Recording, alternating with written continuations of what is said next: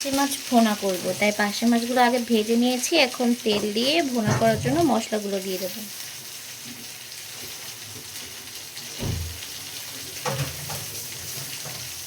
আমাদের তেল গরম হয়ে গিয়েছে, এবার পেঁয়াজ দিয়ে দিব।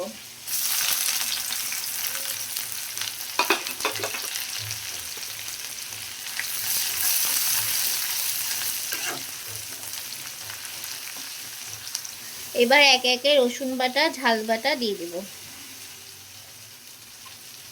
আমাদের ঝালের মধ্যেও একটু পেঁয়াজ বাটা আছে।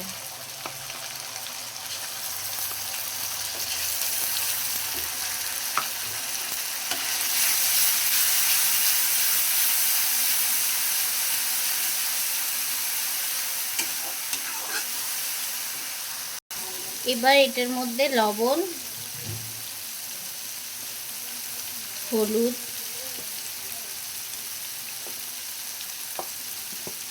আর একটু জিরা গুঁড়া দিয়ে দেবো।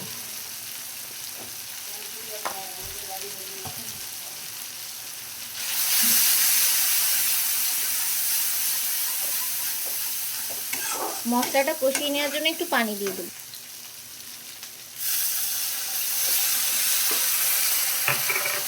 আমাদের মশলাগুলো কষানো হয়ে গিয়েছে, এবার ভাজা মাছগুলো ওর মধ্যে দিয়ে দিব।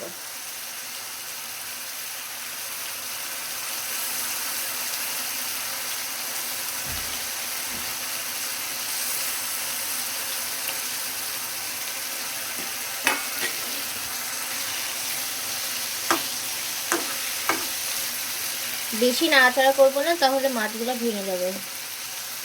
মাছটা কষানো হয়ে গিয়েছে, এবার এর মধ্যে ঝোলের পানি দিয়ে দিব। বেশি পানি দিব না, মানে ঝোলটা একটু ভুনা ভুনা হবে তো, এর জন্য।